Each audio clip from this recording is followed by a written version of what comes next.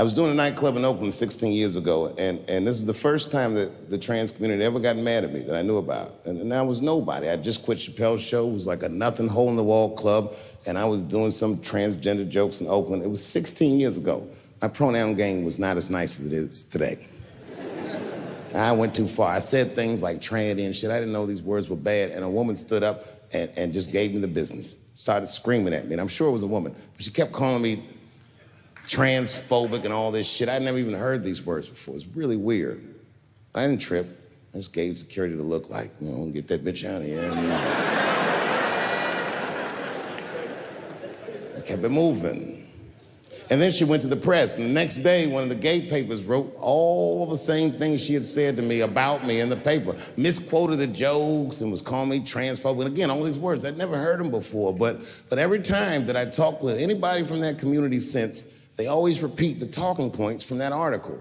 My least favorite of which being, and I hate this phrase, they say I was punching down on them. Punching down. What the fuck does that mean?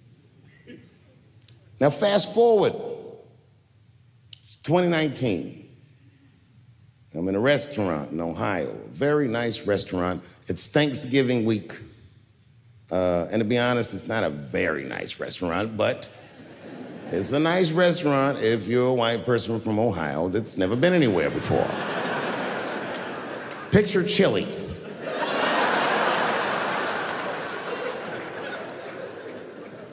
I'm sitting at the bar, I'm having a drink by myself, and the only other person in the bar is a woman, a couple stools down, and she was alone, and she was older, and that made me feel sad because it was the holidays. So I told the bartender, send that woman a drink on me. She's trying to spread the cheer, and I wish I didn't. This woman wanted to talk. She wasn't mean, she was nice, but she just wanted to talk about shit that, you know what I mean, the nigga that's trying to get drunk don't want to hear about this bitch remodeling her bathroom, and I'm sitting there trying to be polite. Oh, Subway towels, word. But then she hits a lick, piqued my interest. She says, my daughter is coming home for the holidays. Oh, that's great news. I'm glad you're not gonna be alone. And then she goes on and on about how great her daughter is. I guess her daughter got a new agent, and she's out in Hollywood, she's in movies and on television and all this stuff. And as she's telling me this, I'm thinking, this woman is so sweet. She probably doesn't even know who I am or what I do for a living. Because I know what your daughter's out in Hollywood doing.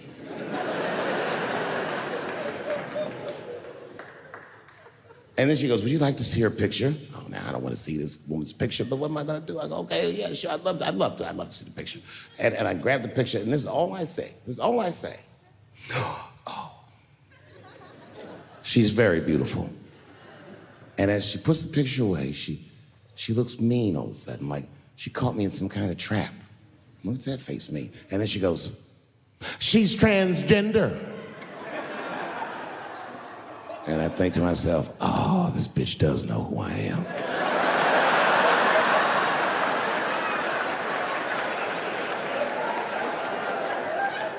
I really resented that trap because that trap doesn't let me be honest. If I was honest, I wouldn't fall for it. I just looked at the picture like, ooh, look at that big chiseled jawline, that big thick Joe Rogan neck.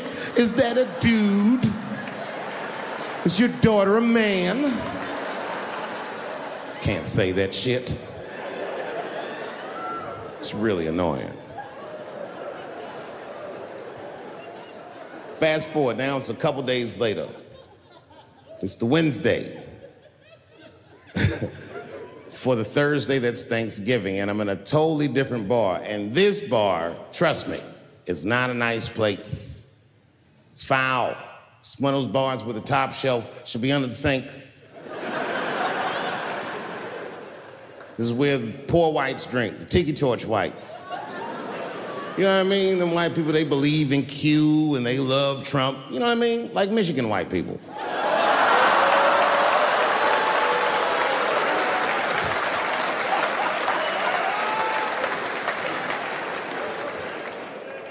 I remember I was at this bar one time. This is that kind of bar it is. I was in there one time, I was fucked up, and I turned around to everybody in the bar, I go, hey, everybody, I'm gonna buy everyone in the bar around the drinks. And all the motherfuckers like, hoorah!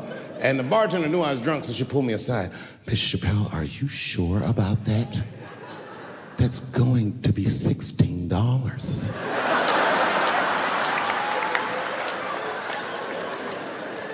Tough time for the whites.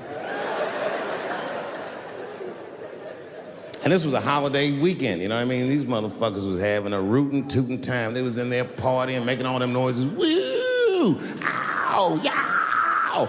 You know all them noises white people make before lynching? They was doing all that shit.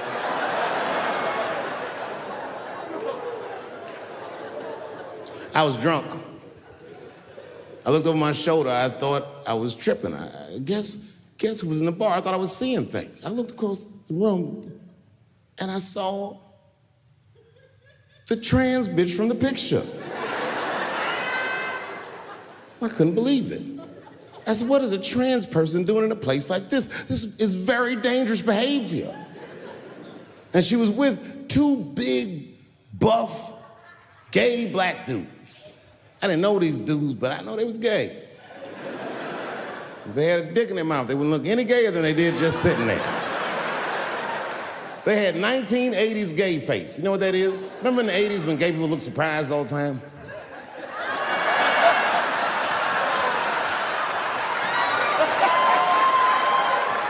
Close your mouth, nigga. What's surprising? You know what I mean? But they was huge. They looked like Juicy Smouye's trainers.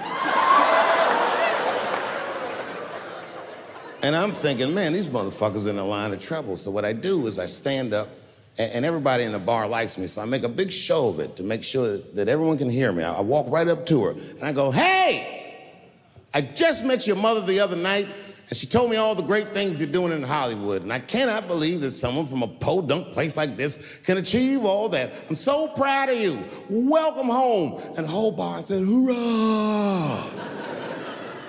And I said, whoosh. That ought to buy her some time. You know what I mean? A couple more drinks and these fellas are gonna start asking her for some pussy she might not have.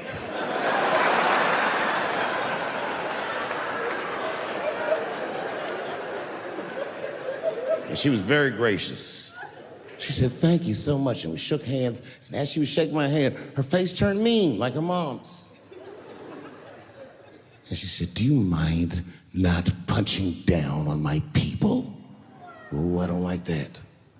Normally I would have let it go, but I was drunk. I said, what might you mean, bitch?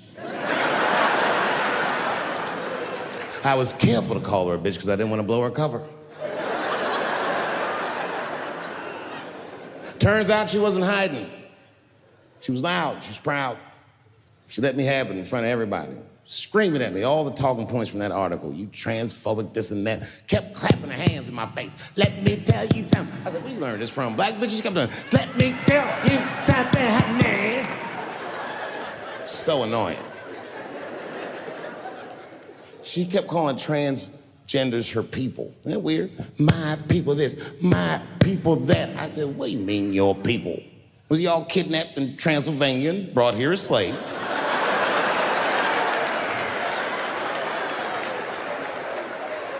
She said, my people have struggled for decades, honey. Decades. And I looked at them gay black dudes like, is there anything you niggas need to tell this bitch? Clifford.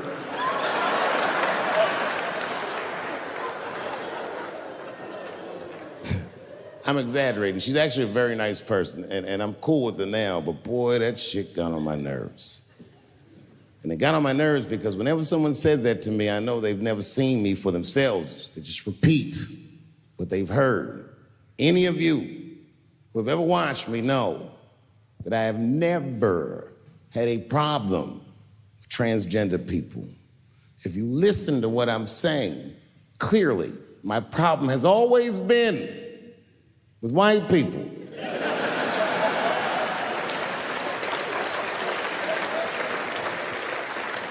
I have been arguing with the whites my entire career. And just when I thought I had you guys on the ropes, you changed all the rules. Oh, yeah? Yeah, motherfucker. Well, I'm a girl now, nigger, and you must treat me as such. Call me a girl, nigger. It's annoying as fuck. No.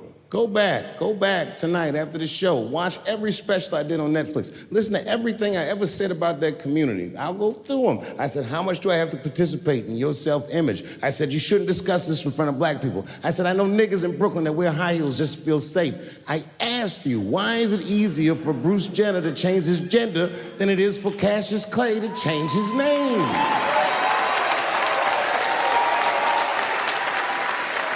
If you listen to what I'm saying, I'm not even talking about them, I'm talking about us, and they don't listen.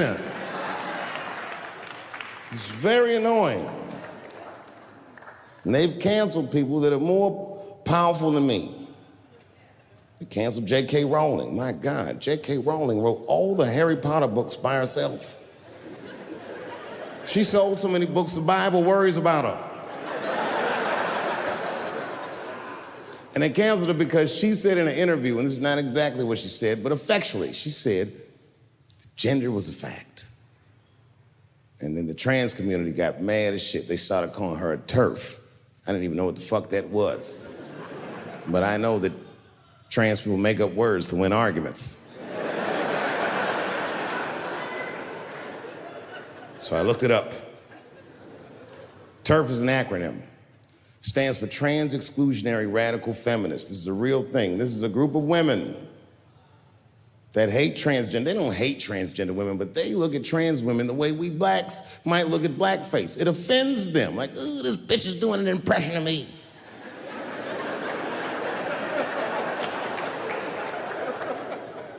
Now, I shouldn't speak on this because I am not a woman, nor am I a trans.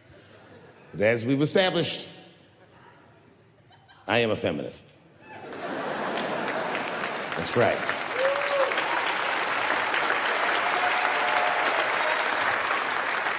I'm Team TERF. I agree, man. Gender is a fact. You have to look at it from a woman's perspective. Look at it like this. Caitlyn Jenner, whom I've met, wonderful person, Caitlyn Jenner was voted Woman of the Year. Her first year as a woman. Ain't that something? Beat every bitch in Detroit, she's better than all of you.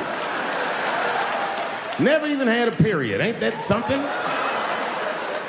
Oh, I'd be mad as shit if I was a woman. I'd be mad if I was me. If I was in a BET Awards sitting there and they're like, and the winner for Nigger of the Year, Eminem, my man.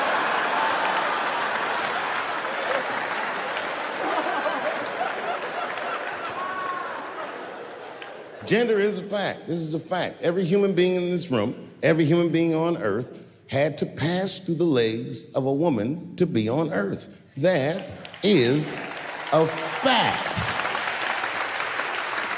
Now, I am not saying that to say that trans women aren't women. I am just saying that those pussies that they got, you know what I mean?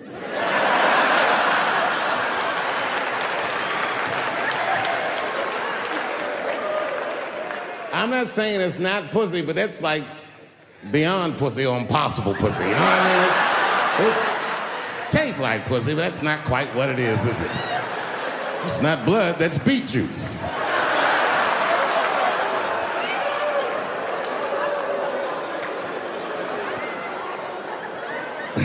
Oh, buddy, I'm in trouble now. You know, if you black in show business and do too well, it's scary, nigga. Like, you gotta get the fuck out of the casino while the getting's good, while you're still winning. If you don't walk away from the table, that's how niggas get Kevin Harted. You already know. That's my man. I'm just saying, if he got a sex tape out, well, it's just a matter of time for me.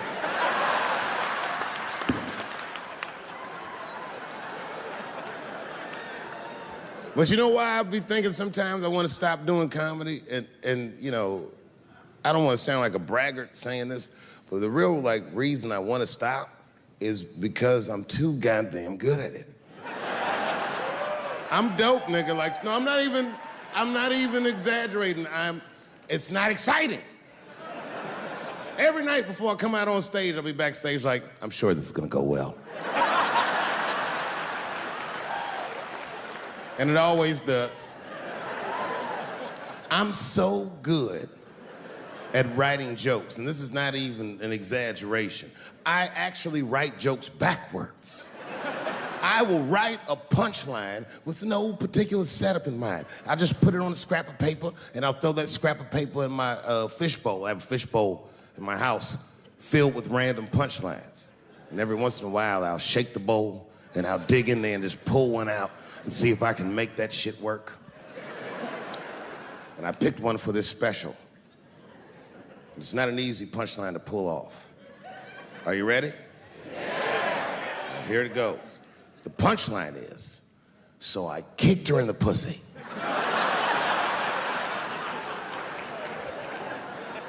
I haven't finished the joke yet.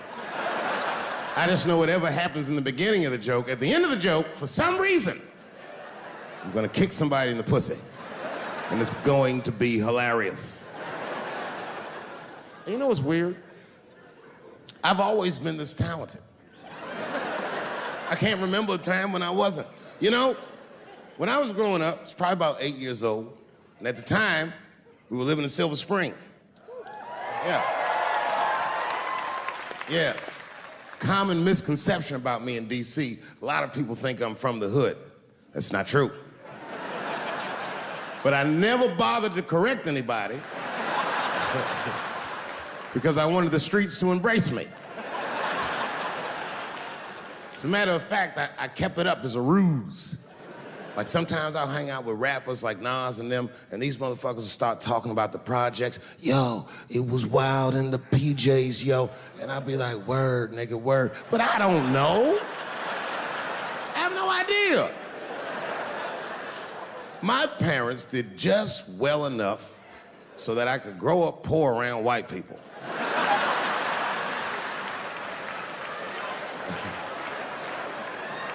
And to be honest, when Nas and them talk about the projects, nigga, I used to get jealous because it sounded fun. Everybody in the projects was poor, and that's fair. But if you were poor in Silver Spring, nigga, it felt like it was only happening to you. Nas does not know the pain of that first sleepover at a white friend's house. When you come back home on Sunday and just look at your parents like, y'all need to step your game up. Everything at Timmy's house works. Remember the first time you saw that? In a cold winter, and you'd be at a white friend's house and see the motherfuckers in their living room without their coats on?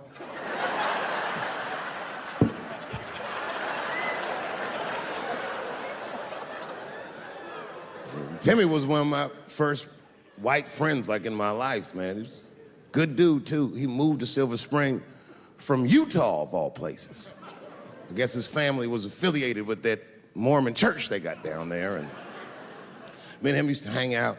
And one day I was at his house, we were just hanging out, and Timmy says, Dave, why don't you stay for dinner tonight? I said, oh, man, I'd love to, but I can't. If I'm not home before dark, my mother will kill me. That was a lie. My mother had several jobs. I hadn't seen her in like 3 or 4 days. And the only reason I lied to Timmy was because at that point in my life, it was my experience that white dinner wasn't delicious.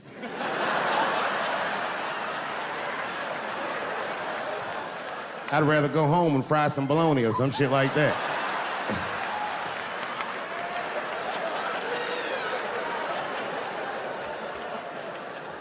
But then old Timmy threw me a curveball I wasn't expecting. He said, well, it's too bad you can't stay, Dave, because Mom made stovetop stuffing. I said, what the fuck, stovetop? Well, hold on, nigga, let me make some phone calls real quick. I had seen that commercial so many times, I had dreamt of getting my hands on some of that stovetop stuffing. And finally, I met a motherfucker that actually had a box of stovetop in the house. I couldn't miss this opportunity, so I pretended to call my mother. And then I came back and I said, Timmy, you're not gonna believe this great news. Mom said I can stay. And he said, fantastic. He said, why don't you come with me and we'll help set the table and then we can say the blessing. I had no interest in setting this motherfucker's table or saying these crazy ass Mormon prayers. I just wanted that goddamn stuffing. So I told Timmy, I said, you know what, I'd love to help, but let me go wash my hands first. My plan was simple. Wash my hands slowly, and by the time I'm done, the table will be set, the blessing will be said, and all that there will be left to do is eat. Went to the bathroom. I washed my hands very slowly. I must have been in there for about 10 minutes. And suddenly, one of his mothers came to the door.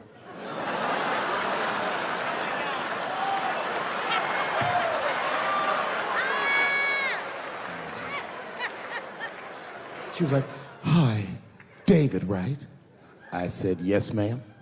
She said, Timmy tells me that you're planning on staying for dinner. I said, I hope that's not a problem, ma'am. She says, no, it's no problem. In fact, we'd love to have you. It's just that we weren't expecting company. And I'm afraid there's not enough stovetop stuffing for everybody. So I kicked her in the pussy. Bam! Ladies and gentlemen, I told you I'm dope, nigga.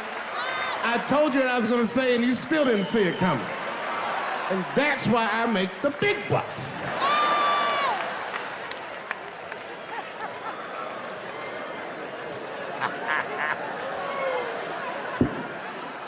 Oh my God. But there's a more important reason that I would stop doing comedy right now. And this reason is the real reason that's been percolating, and it really is the crowd, not you. I'm talking about the crowd on the big stage. It's too hard to entertain a country whose ears are so brittle. Motherfuckers are so sensitive, the whole country is turned into bitch-ass niggas.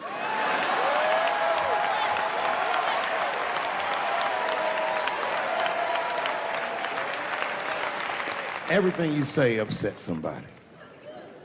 You know, I can remember when it all started. It was when I was doing Chappelle's show. When I was doing Chappelle's show, I used to do the show, and then on the weekends, I do like concerts and shit like that. So I'm doing a concert, and there was a couple in the front row, beautiful couple. The wife was obviously Asian. You could see it in her face.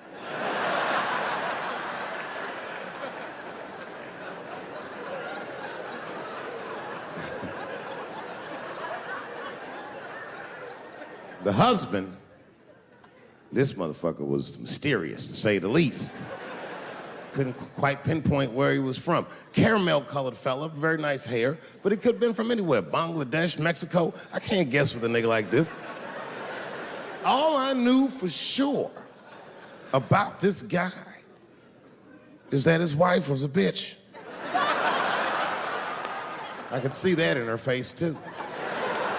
No, he was laughing and having a good time, and she was scowling at me at a goddamn comedy show. I couldn't figure it out. And then I realized at some point that she was pregnant, and I was smoking on stage. I said, oh my God, that's probably why she's mad. So I started to put my cigarette out, but then she hit me with one of them fake non-smoker calls. So I just kept smoking. I thought to myself, bitch, that babe will be fine, relax. And I tried to break the tension. I just asked her. That's all I said. I go, hey, where are you guys from anyway? And I could tell that she was on to me. She goes, very condescendingly, she says, I'm from California. If you are asking my ethnicity, I am Chinese. And her husband was just cool about the shit. He was like, I'm Mexican, bro. I said, well, I'm sorry if I offended you by asking, but you're a very beautiful couple. And miss, there's no question that you're gonna give birth to the hardest working baby this world has ever seen.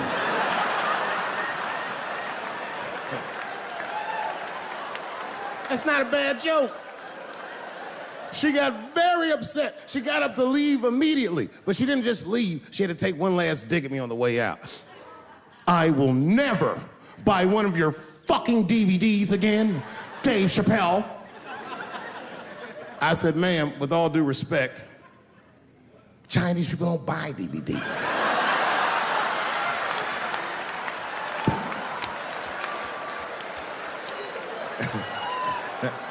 And the crowd went crazy. We were all laughing, having a good time. I didn't even think anything of it.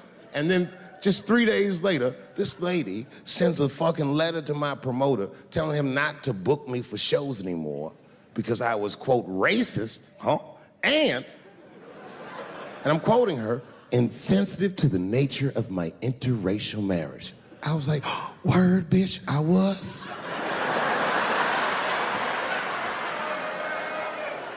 If she had just done a little bit of research, she would know that I myself am in an interracial marriage. That's right. In fact, my wife is Asian too. Surprise, bitch, I'll see you on Thanksgiving.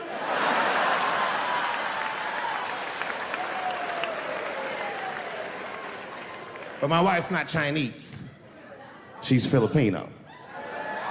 That's right. And our kids are Puerto Rican somehow, so there you go. But I don't give a fuck about interracial marriage. In fact, you know what? My mother is half white. A lot of people don't know that. Well, all right, you were a little too excited, but okay. A lot of people don't believe me when I say that, but it's true. You can't tell looking at me, but if I grew my hair out, you would think you was at a fucking Cat Williams concert. My shit is beautiful.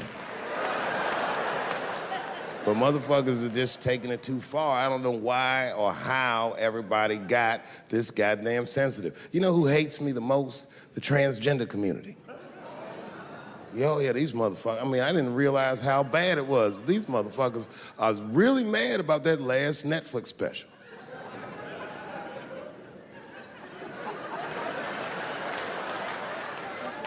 It's tough, man. I don't know what to do about it, cause I like them. I always have. Never had a problem with them. You know, just fucking around. As a matter of fact, I think I make fun of everybody, and I mean, as a group of people, they have to admit, it's kind of fucking hilarious, man. I'm sorry, bro. It's like, I've never seen somebody in such a hilarious predicament not have a sense of humor about it. They're born feeling like there's something other than they're born as, and that's kind of funny, you know? I mean, it's funny if it's not happening to you. It's like that white black bitch that's in the news all the time. Rachel Dolezal.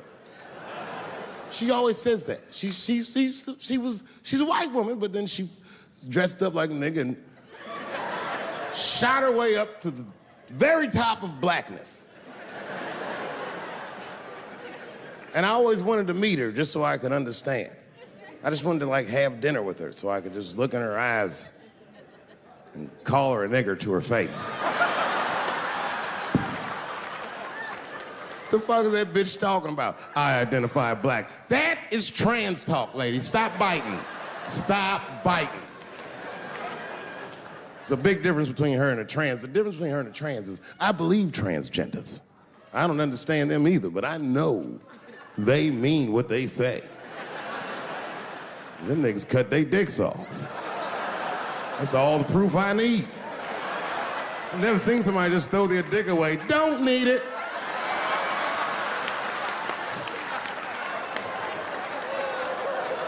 I don't understand, but I believe you and I support your decision, motherfucker. But how far is Rachel willing to go?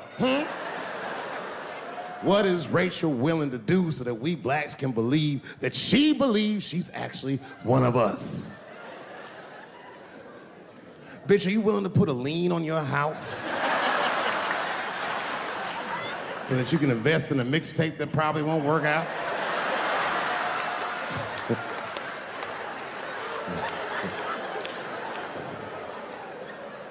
She didn't even change her name. Didn't even change her name. Her name is Rachel. I can't believe in that name. If you want my support, you're gonna have to change your name to the blackest shit I've ever heard. But you're gonna have to change your name to Draymond Green. I don't know a blacker name than that. That shit is black on paper. If you type Draymond Green into Airbnb, that shit will log off automatically.